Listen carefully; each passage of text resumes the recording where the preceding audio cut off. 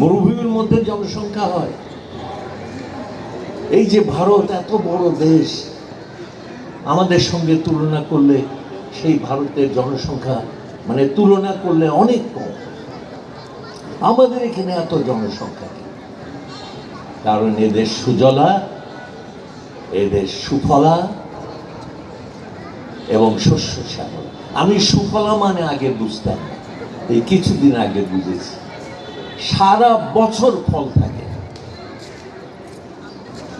আপনি দেখেন, একটু হিসাব করে, সারা বছর ফল থাকে, এখনো আছে। প্রত্যেক মাসে নতুন ফল আপনি পাবেন বাংলাদেশে। এই জন্য সুফলা বলে, সুজলা সুফলা শস্য শ্যামলা। এইরকম দেশ কিন্তু এই জন্য পৃথিবীর সর্বোচ্চ